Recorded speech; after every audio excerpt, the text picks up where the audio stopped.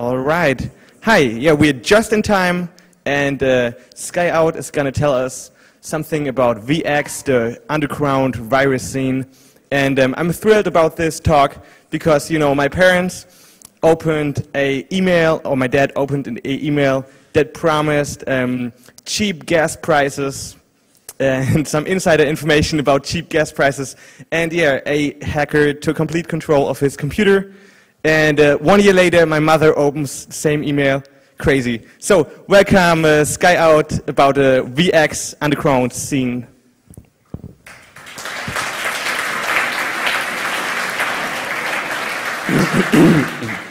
Okay, can you all hear me? Well, perfect. Okay, so what shall this speech be about? Well, it shall be an introduction and overview about the whole virus scene. You will be introduced to some of the groups, some of the techniques and keywords we use in our scene, and you will learn about our ideology. That's very important for me. You shall understand why we code viruses, why we do it, and why it is not our aim to harm somebody. So, let's start here with VX, the virus underground. Okay, so first of all, some facts about me. My real name is Marcel Dietl. Well, introduced as Sky Out and better known in the internet with this name. I'm 18 years old, actually, and I come from the nice city of Wiesbaden, which is in Hesse, in the middle of Germany. The last 2 months I worked for MK MEDIACONCEPT in Wiesbaden, which is a little web design company, but until starting in February, I will work for Daimler Technology Services and Solutions as a penetration tester in Ulm. Well, what to say about me? I'm Gothic. I'm a social engineer. And I'm an autodidact. And there are 3 major things: security, cigarettes, and coffee. So, I'm addicted to the CCC, of course. Okay, the term VX, what does it mean actually? Well, VX, of course, C11H26NO2PS. No, that's not what we are talking about. It's not chemistry here. VX means virus exchange, or in our case, it means virus coding.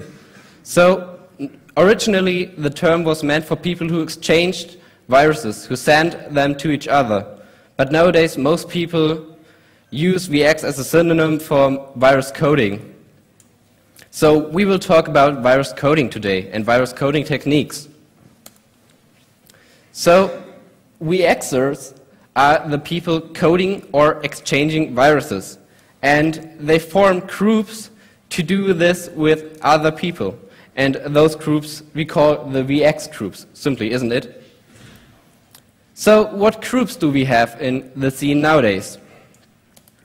Well, first of all, we have 29A, which you can find under www.29a.net. It's a very famous group, and it has brought out many assembler viruses within the last years. It has a forum at the moment where they publish viruses, but it seems like a bit they are dying nowadays. But they have great e-signs, and what an e-sign is, we will talk later about it, don't worry. By the way, 29A is a hex code of 666, which is quite interesting. So what next? RRLF stands for Ready Rangers Liberation Front. It's a German group founded by FileToaster and other guys. 7 years ago, it has brought out about 7 or 8 e-signs. Very interesting stuff in it. Check it out at rrlf.de.vu. What groups else do we have?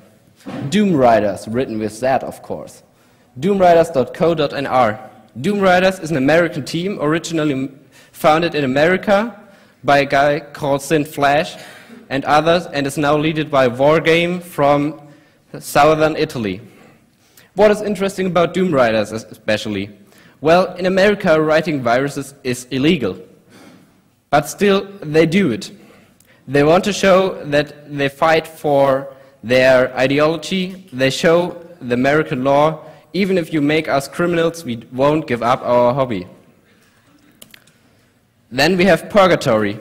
Purgatory is an Iranian team, which you can find under purgatory.net.tf. F13 Labs.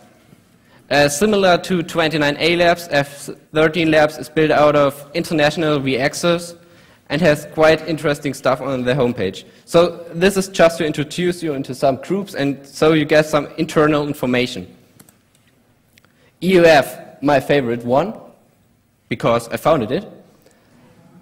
EUF-project.net was founded by Radiation and me in 2000, let me think, 6, sorry. And we brought out our first e-sign in 2007. And it's one of the most active groups nowadays. It has a forum at vx.euf-project.net, which you should really check out if you are interested in virus coding, because there are many interesting things to learn. Last but not least, NE365, which is the whole VXs of China. Also in China it is not easy to code viruses, so they are really like underground.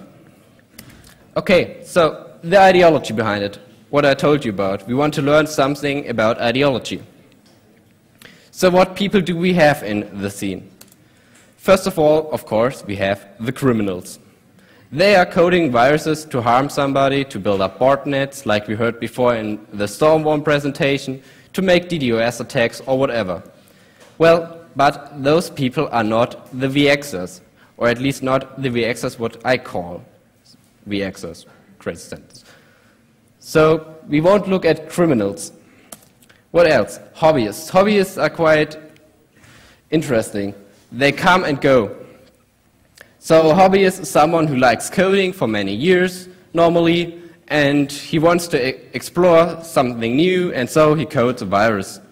And then he's happy and goes again. Those people don't help the scene a lot. What's more important are ideologists. What is an ideologist? An ideologist is somebody who really codes viruses because it's his ideology, he loves coding viruses and the mysterious thing in coding. And those people are very important for the scene because they keep it alive. And very interesting, I like to compare the VX underground with the hacker underground because we have white hats and black hats. So what is a white hat in a VX scene? A white hat is somebody who does code viruses, like a hacker codes, for example, hacker tools or whatever, but he does not do this to harm somebody. He does not spread binary versions of his virus. He just codes it, exchanges the source code to conduct knowledge exchange, but does never ever spread a virus. In comparison to this, we have the black hats, who really spread viruses and often are in prison now. Yes, it's true. Most of them are in prison, like Wave, for example. Okay, let's look at history, present, and future of the scene. Okay, how was it in history? Well, the first worms, or let's say, yes, the first worms came out on floppy disks. It was really simple. You had a floppy disk infected with the virus, you gave it to your friend inserted it into his PC, and boom, he got infected. That were simple worms. Then the Windows OS became more and more popular, and more worms targeted Windows. So the really interesting worms like Sasa, Netsky, or whatever are made for Windows. So that was the history. Simple viruses spread by floppy disk and first worms for Windows and mainframes as well. Now, the present is quite interesting. What do we have at the moment? We have a quite criminal scene. We have botnets that get built up, many spyware and adware. And we have more viruses for Unix and Linux-based systems, of course. More viruses in scripting languages, more cross-platform. But what I want to say when I say we have many criminals, never forget we are talking about the VX scene that are not the criminals. And how will future be? Interesting question. Actually, my crystal ball got broken today, but I guess I saw something like Bluetooth malware and mobile device malware in it. So there's an interesting article by Marco Rogge in Hacking Magazine about Bluetooth malware, and I guess this will be the future, mobile device malware. I could be wrong, but I guess. So let's talk a bit about cross-platform malware, because it's a common trend at the moment. Okay, first of all, how can we achieve cross-platform malware? Well, we have macro viruses, for example. What is a macro virus? First of all, let's ask what is a macro. Let's imagine we have an Office suite like OpenOffice or MS Office that runs on many systems. For example, OpenOffice runs on Unix, Linux, Mac OS X, and Windows. MS Office even runs on Mac. So a macro is like a little automated routine that gets executed when the document is opened and there's no other security like forbidding macros to run. So a macro virus that does nothing else than execute itself when the document gets opened. And the interesting thing about it is, for example, when you are on Linux, you can find out with a macro if you are on Linux. So you can write a dropper especially for Linux. If you are on Mac OS X, you can write a dropper for Mac OS X. Some of you may ask what's a dropper. A dropper is nothing else than a simple program that gets dropped into a file and gets executed. On Windows, for example, you could drop a batch script that kills or formatted the HDD. On Linux, you can write a Python script that gets dropped and spreads over XChat or whatever. And on Mac OS X, you could write a Ruby dropper, for example. And just to say it, it was done. There was an OpenOffice worm, especially done with macro viruses, called Bad Bunny. And if you want to find out something about it, just search for Bad Bunny OpenOffice worm in Google. You will find some interesting stuff. Okay, .NET and Mono. I won't say that much about .NET and Mono, but it's a common trend to use .NET at the moment. Many people like to code in C#, code in Mono, and it will run on .NET and Mono, and therefore it runs on mostly every system. There's a good presentation by Paul Sebastian Ziegler, also known as Tatsumori, about this at the, don't get me wrong, Black Hat conference in Las Vegas called Cross-Platform Malware within the .NET framework. It shows perfectly how malware could spread over the .NET framework because it runs on every system. Okay, scripting languages are interesting. I love scripting languages, actually. A scripting language has an interpreter. Those interpreters mostly run on many systems. Python runs on Unix, Linux, Mac, Windows. So if you code a virus in a scripting language, you can easily execute it on different systems. Low-level languages are the most difficult ones. You could write a virus in assembler, for example, that changes its behavior within the system. So if it is on Linux, it acts differently than when it is on Windows. That is like the most difficult one to code, a low-level cross-platform virus. But a good example is Winux, which is a combination of Windows and Linux. This was a very good example how to code a virus from different systems and really hit the news. So we talked a bit about spreading. Okay, but what spreading techniques do we actually have? Okay, floppy disk. Yeah, I mean, many people use floppy disk, don't we? No, it's not up to date, but there are still viruses really going by floppy disk. So what is more interesting are CDs and DVDs. You have a great auto-start function in Windows. We all know it, and it's so good to use it. Just write an auto-start virus that copies on a CD, make an auto-start for this exe file, insert it, and boom, the virus gets executed. Very nice. Thanks to Windows for helping us. We access so much. What else? USB drives. USB drives are cool. There are new USB drives coming out that actually are like CDs and DVDs. They have auto-start functions, and it's like the same with CDs.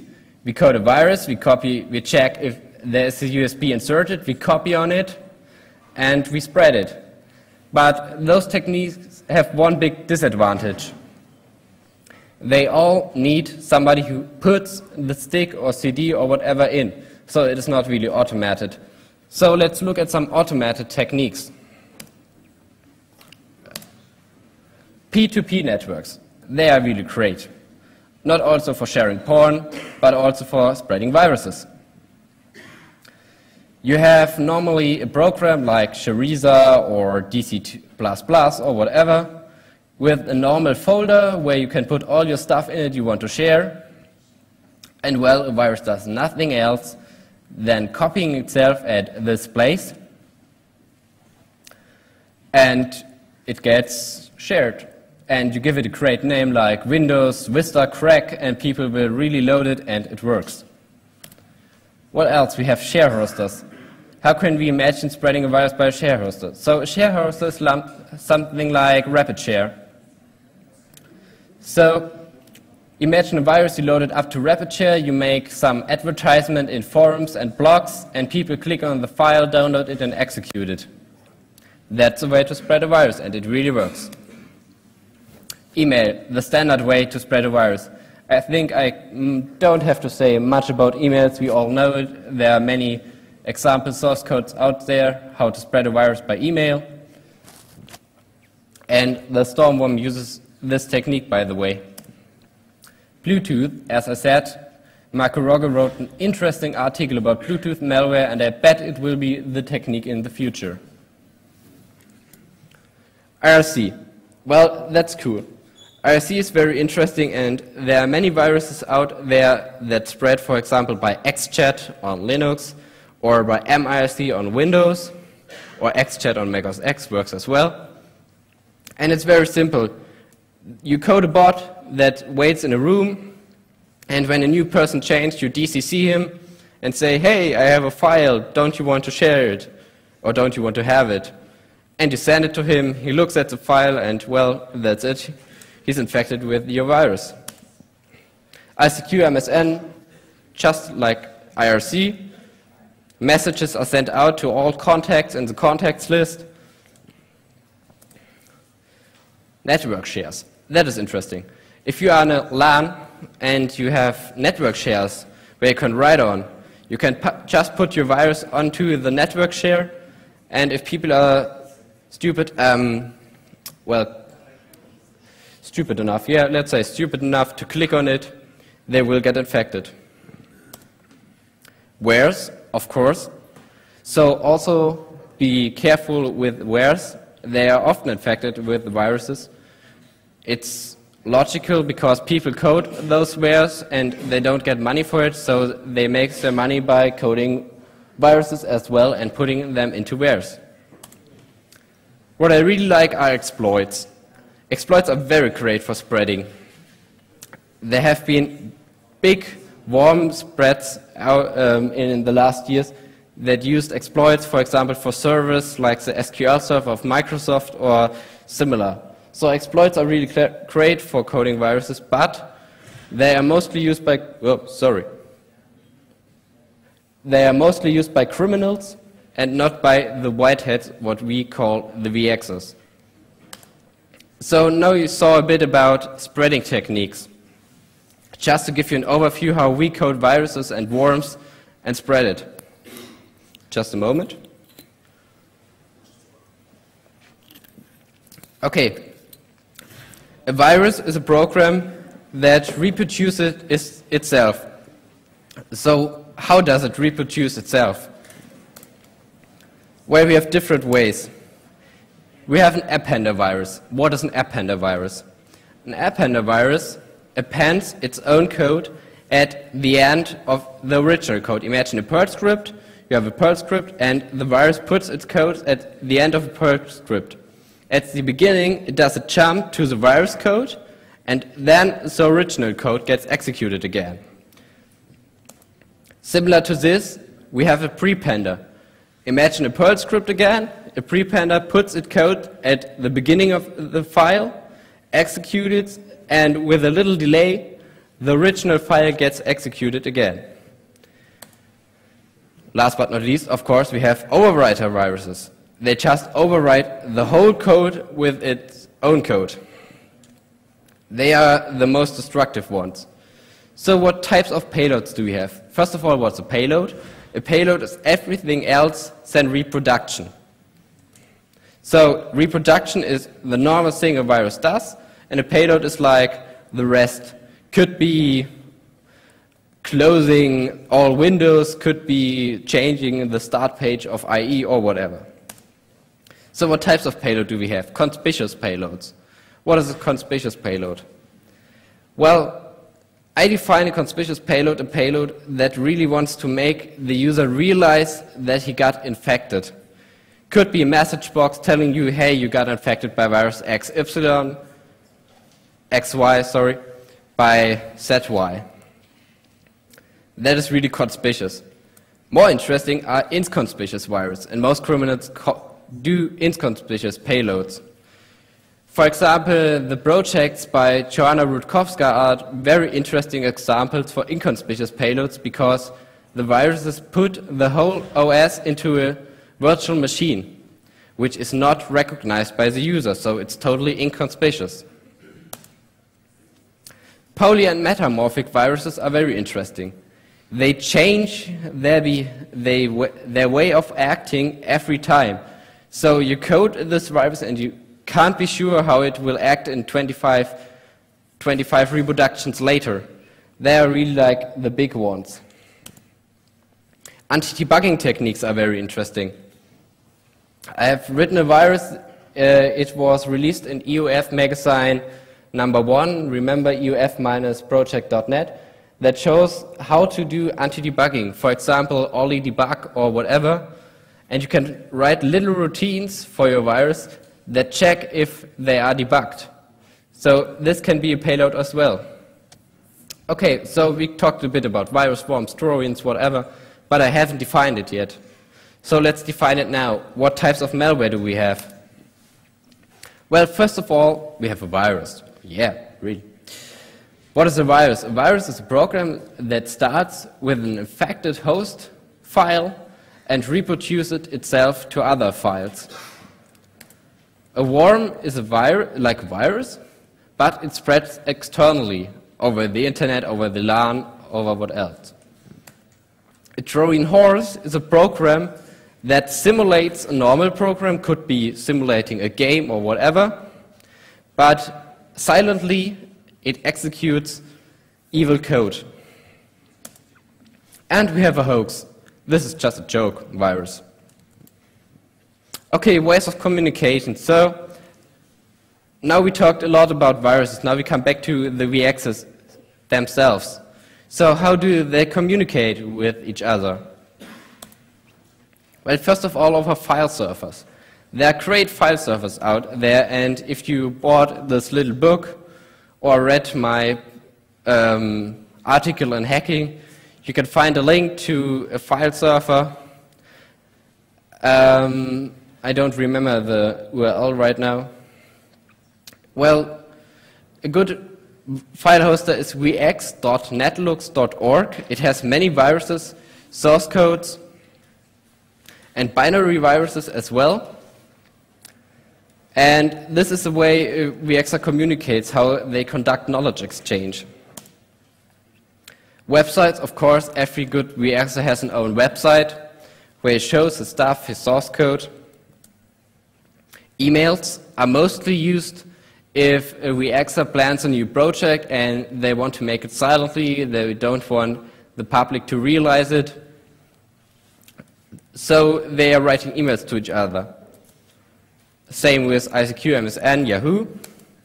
So something interesting now, IRC. IRC is the medium for VXers to communicate. And because of this, I wrote down some good channels for you, which you can find in irc.undernet.org.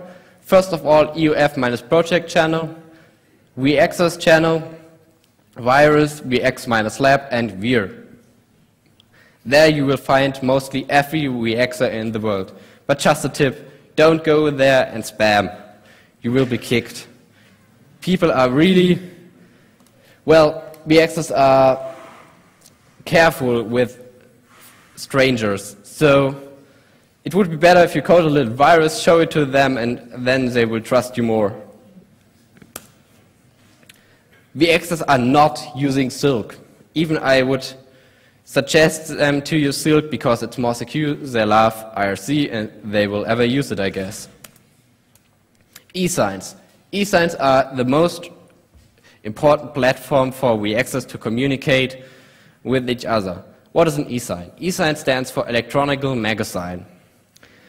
Imagine an eSign like a little folder which has different subfolders full of sources and tutorials and articles, and mostly you have an index.html file that links to every special source and article that is in the eSign. So it's like a really little PDF, could it be, or whatever.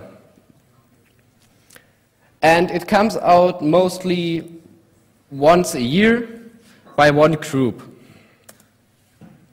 So what connection do we have between VX and AV? VX and AV. VXers, virus exchanges, and AV, antivirus companies. So it's a fight. It's always a fight. VXers are coding viruses, and the AV are trying to beat those viruses. What more? It's an observation. It's like VXers are observing the AV company, looking what they're doing, and the AV company are blogging about the VX scene. For example, F-Secure has a very interesting blog where they really write a lot about the VX scene. But the most interesting thing, infiltration. There were really AVers who tried to infiltrate the whole VX scene, and they had some success. For example, Peter Ferry is known for such nice things, or other people from Kaspersky. Very nice company, really likes us. And they go into the channels I just named you, simulate a VXer and try to find out real names of the people sitting around there and just get them into prison. So that's the worst case if an AV company tries to beat the scene and really destroy it. What is the best case in the connection between VXers and AVers? The best case is a VXer writes a virus. Just a simple virus for Windows, whatever. It sends it to the AV company. The AV company can now analyze the virus, of course. It analyzes the virus, can make a string for it for the database, and can secure their customers. And then they put a description on the page, and this is like a trophy for the VXer. So we have 3 little steps. The VXer writes the virus, sends it to the AV analyzes it, puts a description on the homepage, and the VXer has a trophy. It's good for everyone. The VXer has a trophy, the AV can secure the customers. That would be the best case, but as we have seen, we have worst case, destroying the scene. So what used languages do we have? Well, first of all, as I said, .NET languages are getting more and more popular. C#.NET, VB.NET, and what else .NET. They are really interesting for cross-platform malware, and as I said, cross-platform malware is the trend at the moment. Windows languages are still the languages in the scene. Many people start writing viruses in Bash or Visual Basic. It's simple, it's easy, it's good to start. Scripting languages. Scripting languages like PHP, Perl, Python, Ruby, whatever, are very nice, and the interesting thing about, or the difficult thing, if you have a scripting language and you write your virus in a scripting language, you always have a binary and a source code in one. So it's hard to only show the source code is the binary as well.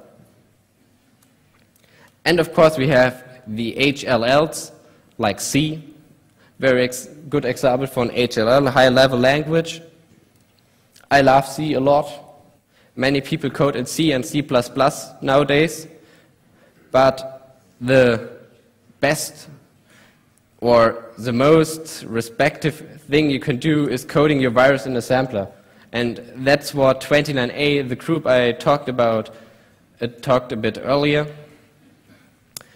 coded their viruses in a sampler. It's the most difficult language nowadays, and yeah. Well, go on. So, which problems in the scene do we have nowadays? Well, we have one big, one of many problems, but one problem is the size. There are really not many VXs out there. You can say we have about 50, maybe a bit more, maybe a bit less, active VXs. So we really need new VXs. So please all write viruses if you are finished here. We need new people. So that's a problem, because if somebody leaves, it's really difficult. And that's the next problem. We have a continuous change.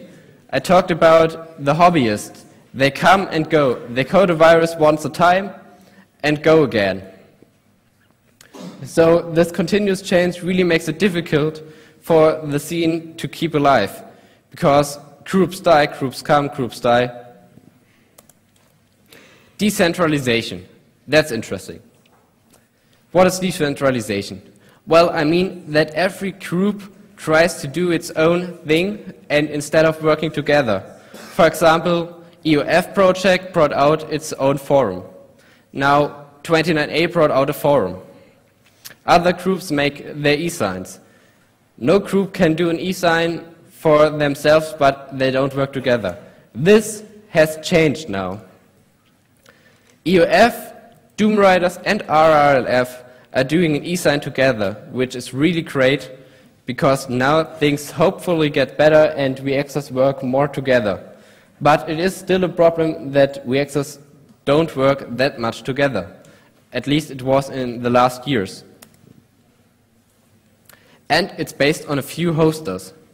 So I talked about vx.netlooks.org, a very important VX hoster, located in the Ukraine, I think. Ukraine, sorry. And just imagine this hoster would be shut down. Many sites would go down as well. So we have maybe about 2 to 3 important hosters that host hundreds of viruses and source codes, which are really interesting from 20 years, from the last 20 years, and if they would go down, it would be disaster. So the relation between social engineering and VX. It's mostly used for worms. Social engineering is very important if you are a criminal or if you are a VXer that just wants to show it's possible to code a very good worm. Imagine you write an email and it must look interesting. The text must be trustful so people will click on the attachment. So social engineering is very important for VXers because they must know how to write their worms, how to make the, for example, when you code a virus, a worm that spreads over P2P, the file name must be interesting and similar things. And of course, VXers need social engineering to be careful and to analyze everybody in the channel, because in many countries it is illegal to code viruses. So the actors are very careful underground society, and they need social engineering to save themselves. So, conclusion of all this. What I want to show here was, first of all, give you an example of some groups. We made this.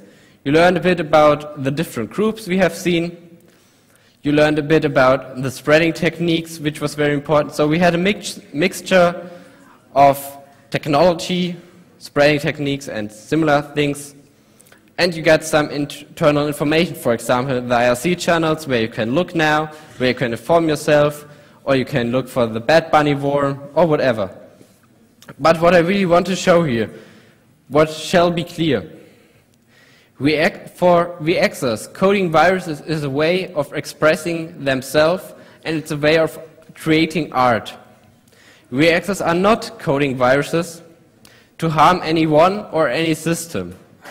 At least most VXers. And most VXers are whiteheads. It's like 95%. So, never forget the ideology of most people in this scene, in this little scene, and it's not the criminals, which are most people nowadays, are peaceful. So the next time when you hear about a good virus that is spreading, don't think everybody is the same. There are people who code viruses as a way of hacking, as a way of writing code in a special way. Thanks.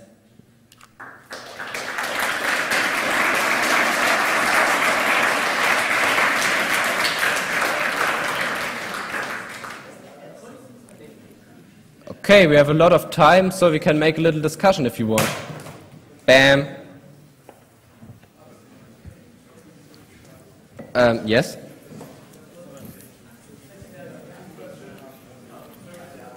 Just a moment.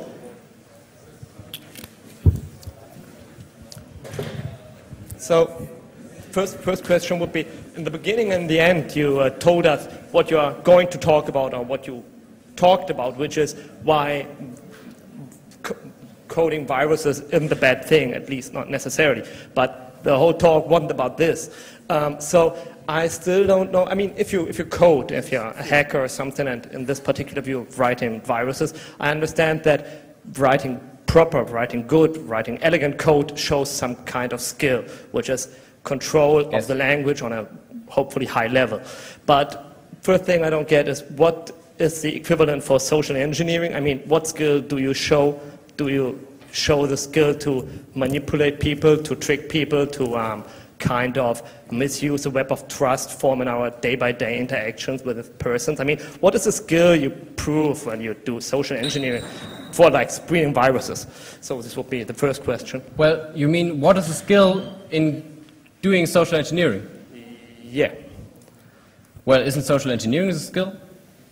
I mean, social engineering you can use exactly for coding viruses.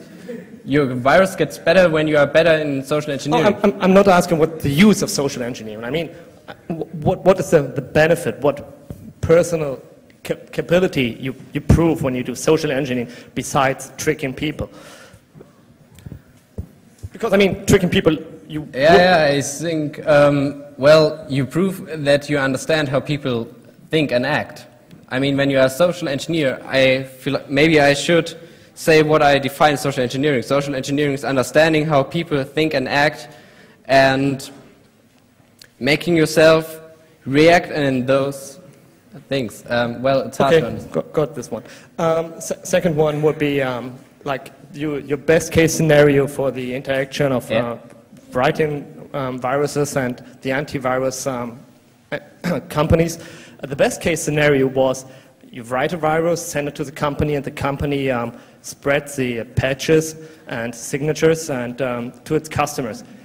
Isn't this basically like protection money earning? I mean, basically it means that everyone who can afford protection gets it, and the people writing viruses profit from it, and the company profits from it, but all the people not paying money for it don't, well, suffer the consequences, which you put into terms of stupidity.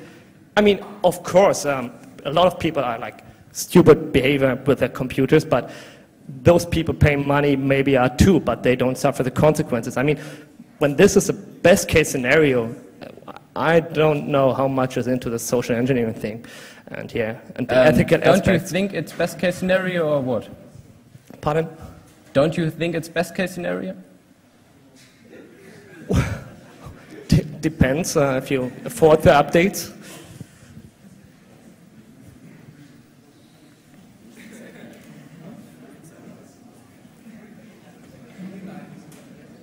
Ah, more questions.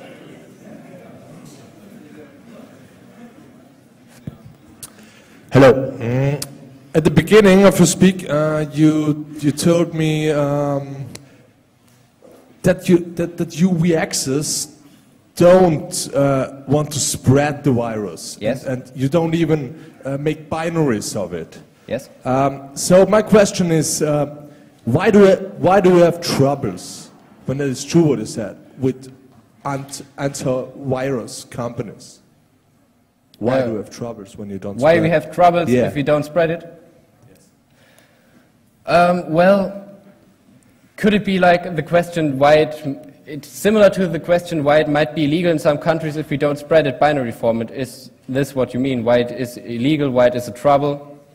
Well, I would say it's very simple to make a binary virus about, out of a source code.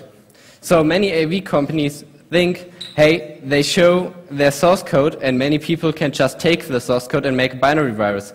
And that's a problem.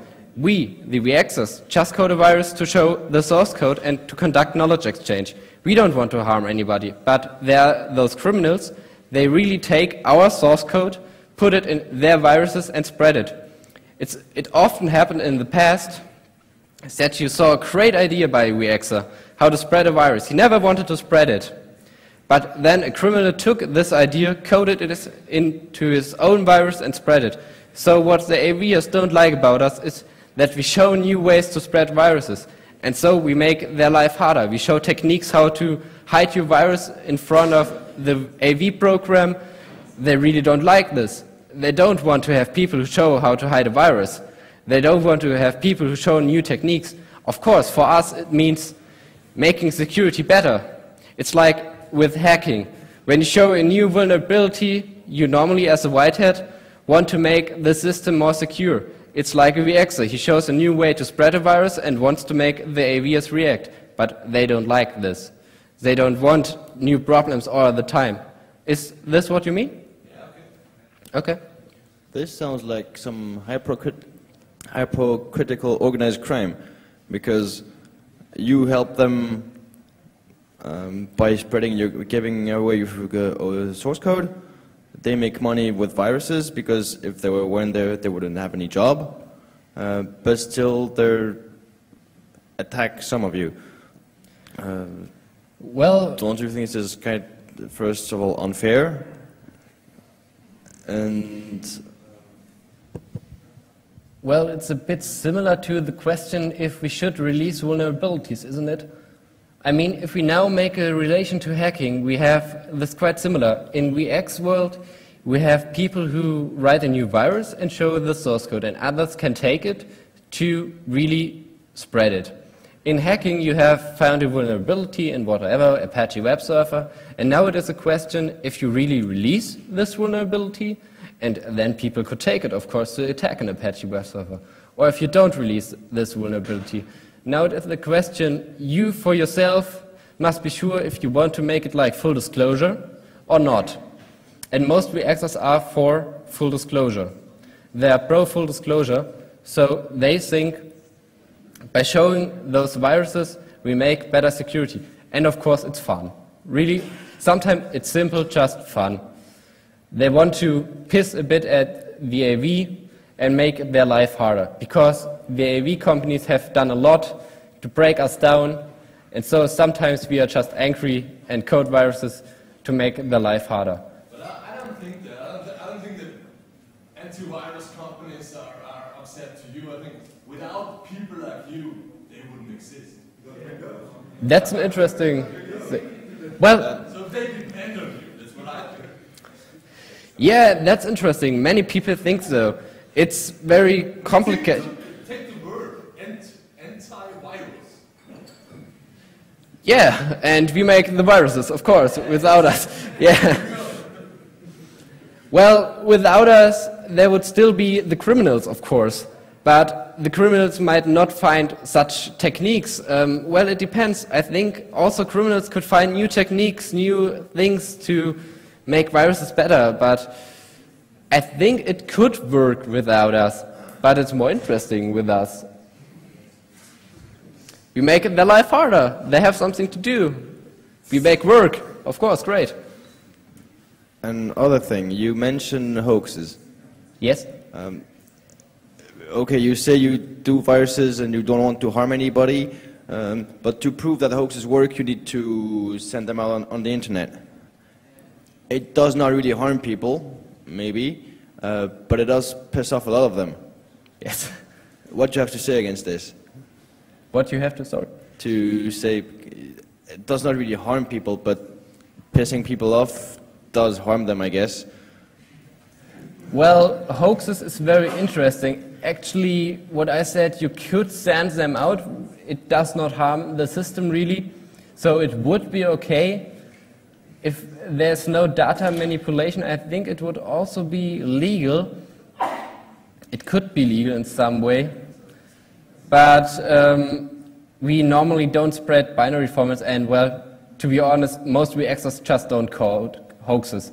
Hoaxes are more coded by some pupil or student who just want to scare his neighbor a bit. So I haven't seen a hoax in the virus scene for, well, I have never seen a hoax in the virus scene actually in the last years from the important groups. Of course, there were hoaxes, but the important groups and their electronical science hadn't any hoax. So how do you prove your social engineering skills if you don't distribute to hoaxes? Ah, okay, I see. Well, for example, I wrote a virus, or better call it a worm, that had different emails in its code with different subjects and texts. And I mean, people saw, hey, if this virus would execute, it would send this email. So people saw, hey, I have a social engineering skills. My emails are really look trustful, but I don't have to send it to prove it. You know what I mean? Not really. If you look into the source code, you can see what the virus would do, but you don't have to really do it. Yeah, but technically, if you code a virus, you can say, okay, you take advantage of a fault in a system, and you can prove, okay, I made this virus, it works. It's just in theory, you can say, okay, it will work. In social engineering, you can say, okay, I wrote this pseudo hoax or whatever. There's no way to say it will work or not. Well, yes, you would have to spread it to really prove it, but we won't do it. But you're right, to really prove that it works, you would have to spread it and test it in live examples. But normally it should be enough to just say it could work, you know I wrote a hoax and it could work, but I won't spread it. I hope it answers your questions a bit. Yeah. And yeah, one last question before I go. Have you already distributed a binary virus before? What? Have you already distributed binary virus before when you were... If I distributed binary virus? Yeah. Never. Okay. Okay. Hi. Hang on, please. Yeah. You mentioned earlier that there's an increasing number of Linux viruses. Can you go a bit into detail into that? Details about Linux viruses? Yes. Well, it's like with Windows. Windows is very popular, so there are many viruses for Windows, of course. But Linux gets more and more popular, and there are many viruses coming for Linux. I'll give you an example. I talked about scripting languages. Scripting languages are very interesting for viruses because they run by an interpreter. So there was a nice example, there was a nice example by Cinch Flash, who coded a PHP virus that ran on a web server and infected all the PHP files. And if now a user surfed this web server, he got infected. This is an example for a new way to code a virus for a Linux platform. And so more and more people try to target also web servers, and they are mostly running Unix and Linux. So it's increasing, and because of the new Windows Vista, more people switch to Mac OS X. I heard a statistic that 50 to 60% think about switching to Mac OS X because of Vista, and you have a Unix base in Mac OS X. So writing viruses for Mac OS X would be like writing viruses for Unix-based systems. So the more people use Linux and Unix, and it will come that more people use it, the more viruses you have. At the moment you have maybe 100 viruses for Mac OS X, a few thousand for Linux, and 100,000 for Windows. But it gets more for Unix and Linux platforms, because more and more people switch to those platforms. I have a question. Well, where's the micro? Okay, I have a quick question. If there's only 50 of you really in the scene, here I am on, I work for I don't work for an antivirus company. Let's say I did work for an antivirus company. What would it take for me to buy you all out? Because all I do is there's 50 of you, right? And I just pay you all to be my research staff. And that's the end of the problem right there. And I have a stranglehold in the market. And you can worship me as your commercial god! Sorry. But, I mean, it's actually quite a valid question, because what is to stop you guys setting up your own going into commercial business and setting up your own research shop and actually selling on, if you like, the results of your research and keeping it, if you like, within a closed loop, so that so the techniques that you come up with and don't actually leak out to the criminal world. I mean, I'm a little surprised if the numbers are so low that there is no discussion, or that you have not actually seriously discussed or considered this. They don't offer as much to the criminals. Oh yeah, well, that's a very good point, actually. So maybe I should go into sort of like the Russian mafia porn business or something. I'm obviously not thinking big enough. Sorry. It's okay. Okay, just first a comment and a question. Okay, I don't think the world is white and black and white, like you said. Okay, it's 95% of good guy, 5% of bad guy. Maybe you have to include, I don't know in which side, like information warfare government branch. We are using as well virus and so on. And maybe to take into account that some of the people have the skill and the money. Maybe you have skill and money. But some of the other people have a skill and no money, like in some emerging countries. I don't want to mention because no need. And some of the people have the money and can buy that skill. So when you need to, to eat, maybe you have no choice to say, okay, I have a moral and I want to develop a virus for the bad things. Maybe you just have to get the money and you will develop the virus. There is an asymmetry of the knowledge in the society. And some of the people of the emerging country are just doing that for survive, So it's not as simple as just summarize to good guy and bad guy, But anyway, there was a comment. And my question is, do you think for the 2008, you will an increase of virus to Macintosh? And this virus will be compatible to iPhone, maybe? Thank you. So your question is if Macintosh viruses will increase? Yeah, and compatible to iPhone, those viruses will be maybe compatible to iPhone? Oh, very interesting question. Well, actually, I think yes, because as I said, I guess in future mobile device viruses will get more interesting, and the iPhone is a very interesting target for virus writers, because there have been found in the last months several vulnerabilities in Safari browser.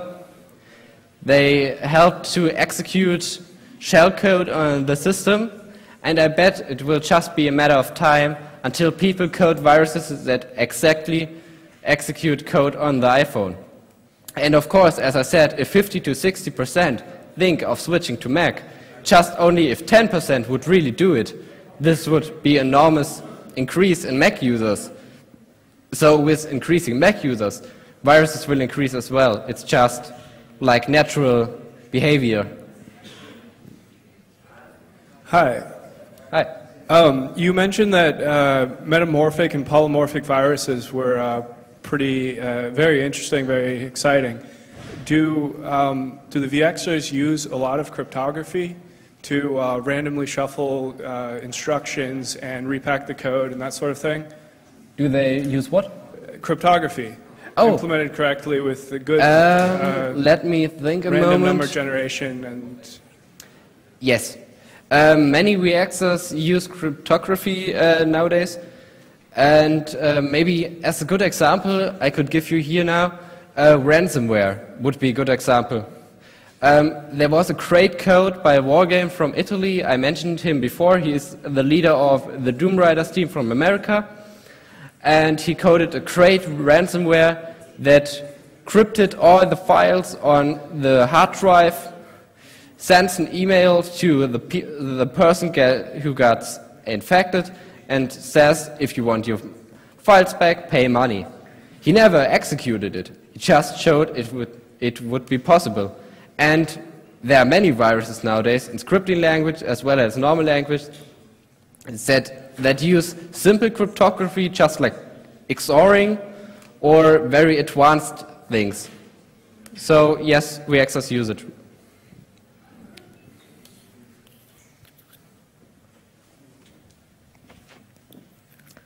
Any more?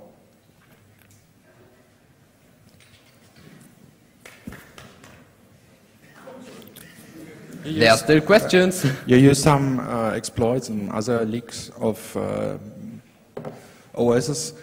Did you ever consider contacting the vendor before you contact the antivirus company?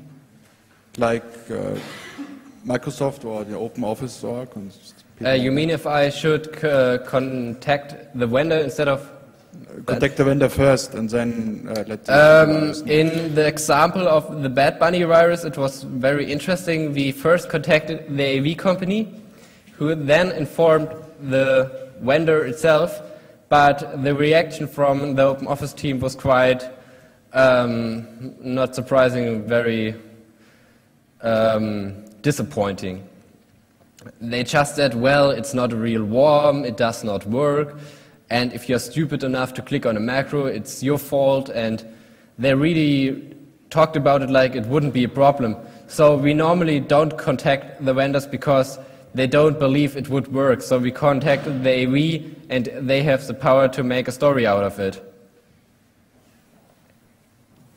My question is about what happened if somebody gets your code, make a binary, and attacks, and the BND is searching for you? Because the code is of you. What happened? Whoa. It's illegal in Germany, I think.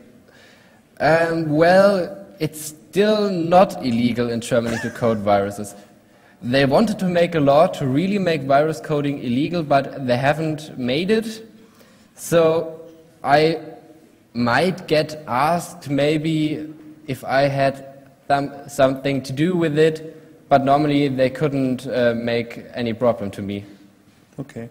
It's still legal, really.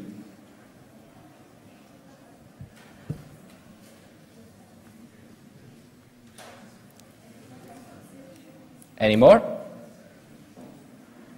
Comments, questions?